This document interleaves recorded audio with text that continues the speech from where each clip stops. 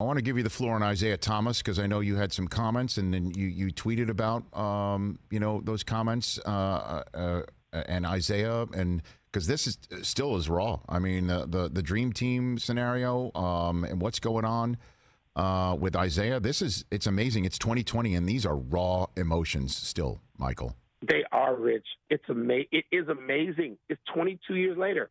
And wait. The selection of the Dream Team is 29 years later. Right. Last Dance is 22.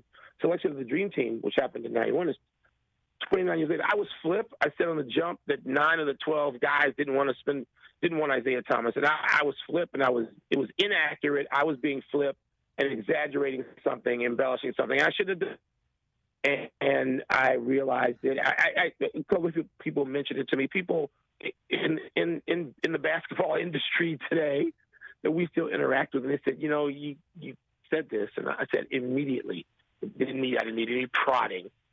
I was wrong. I shouldn't do this. And I talked to Isiah afterward. He was very, very, very, very gracious. I said, Isiah, this is wrong. I was wrong. I apologize. I'm going to apologize on Twitter. I'm going to apologize to you because I know this is not a pleasant thing for him. You talk about raw emotions. It's not.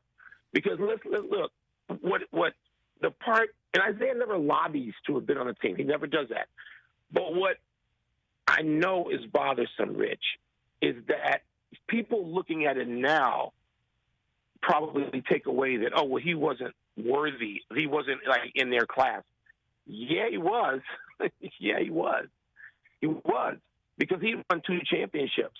Remember, at that point, Michael and Scotty, when that team had won, they'd only won 1. Isiah had won 2.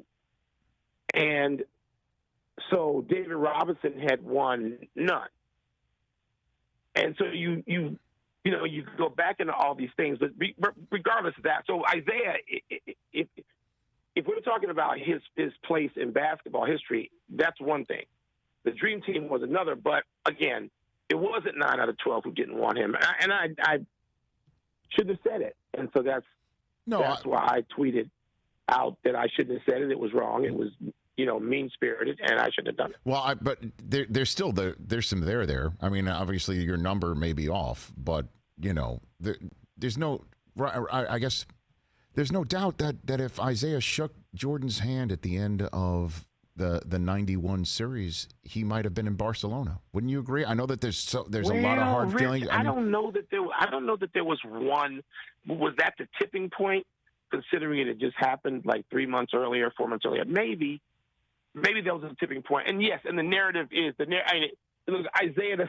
He, like I said, he was very gracious, and he said to me, "All right, so we need to count up how many it was actually," and he was in a fine mood, a better mood than I would have been if I had been on the other end of the bar. But yeah, I mean, how many was it? I don't know. I don't know the knows how many, but the narrative Jordan waved his hand and said this is not going to happen is also inaccurate. And so there's layers. That's inaccurate because by the time Rod Thorne, and I don't know if David Stern was involved in the phone call, but by the time Rod Thorne called Michael Jordan back, and Jordan said yes, you already had Magic and Bird at the very least, and I don't know how many others. And it had, I mean, we've all been told it's already been decided. And so again, look, one of the things I would tell students in any journalism one-on-one class, yes. you did it wrong. If you're inaccurate, then apologize, correct it. Apologize if you got it wrong, and I did.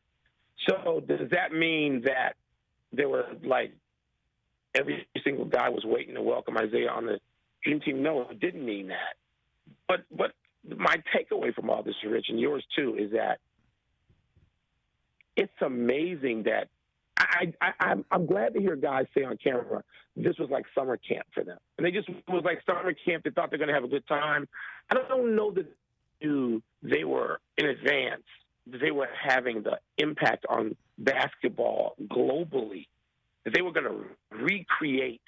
That they were going to be the greatest marketing push, I don't know, maybe any sport has ever seen for 6 weeks' time.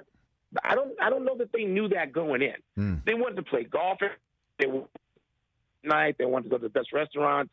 Magic still goes there every summer. Magic summer vacation every summer. I've been last summer. I was there for part of it in Magic's event. I was there for part of it. He goes every summer. He loves it. It is the greatest time of their lives. So, but I don't know that they knew that going in. It was an assignment, a great one. It was a privilege. It was summer camp. But man, it turned into something else.